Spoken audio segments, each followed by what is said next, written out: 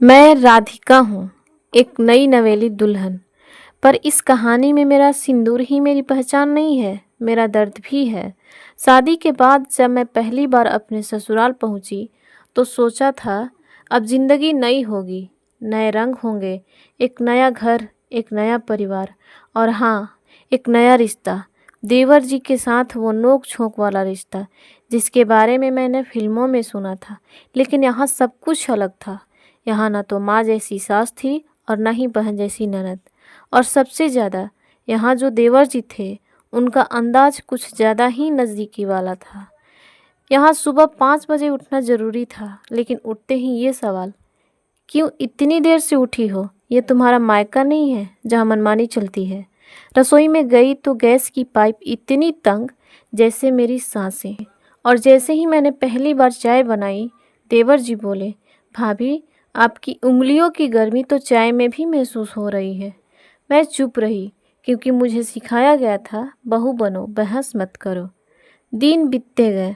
मैं उनके उस सिस्टम में खुद को ढालने की कोशिश करती रही जहाँ हर चीज़ का समय तय था। खाना कब बनेगा, कौन खाएगा, यहाँ तक कि बहू कब बोलेगी और कब चुप रहेगी। लेकिन मैं मशीन नहीं थी जिसे सेटिंग बदलते ही नया बना दिया जाए। एक दिन मैंने धीरे से कहा, क्या मैं अपनी मर्जी से भी कुछ कर सकती हूँ? तो सास ने कहा, बहू की मर्जी मायके में चलती है, ससुराल में नहीं। देवर जी ने ताना मारते हुए कहा, भाभी आपकी मर्जी तो हमें हर बात में दिखती है, कभी दाल में तो कभी आपकी चाल में। आखिरकार एक दिन मेरे अंदर का सब्र फूट पड़ा। मैं चुपचाप अपना बैग उठाकर मायके चली आई। वहाँ सबने पूछा, क्या हुआ राधिका, इतना क्या हो गया? मैंने मुस्कुरा कर कहा, बस थोड़ा सा रवैया बिगड़ा था वहाँ का और मेरा मन टूट गया था। 4 दिन बाद देवर जी खुद मुझे लेने आए।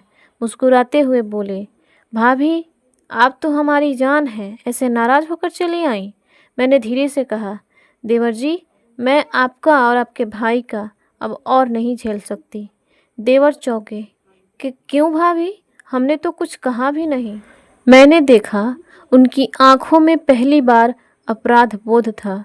फिर मैंने कहा, आपका रवैया, आपका मजाक, आपकी बातें जो हर बार मेरी हदों को छूती रहीं, आपके भाई की चुप्पी जो हर बार मेरी तकलीफ़ को अनसुना करती रही, यह ससुराल का सिस्टम जो मुझे इंसान नहीं बस एक आदत बनाना चाहता था, अब मैं इसे झेलने नहीं बदलने वापस चल रही हूँ।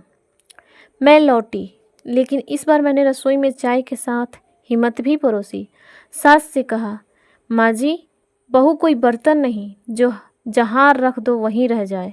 ननद से कहा, दीदी बहू होने का मतलब सिर्फ सेवा नहीं, संवाद भी होता है। और देवर जी से कहा, आपका मजाक अच्छा है लेकिन मेरी मर्यादा उससे ज़्यादा कीमती है। आज मेरा घर वही है, लोग भी वही हैं, लेकिन अब घर में एक बदलाव है, एक समझ है, एक इज्जत है, क्योंकि मैंने झेलना छोड़कर समझाना शुरू किया। हर बहू से ये उम्मीद करना कि वो चुपचाप सब सह ले, ये सोच अब पुरानी हो गई है। समय है जहाँ रिश्तों में शरारत हो लेकिन सम्मान के साथ, जहाँ देवर भाभी का रिश्ता डबल मीनिंग नहीं, डबल समझदारी वाला हो।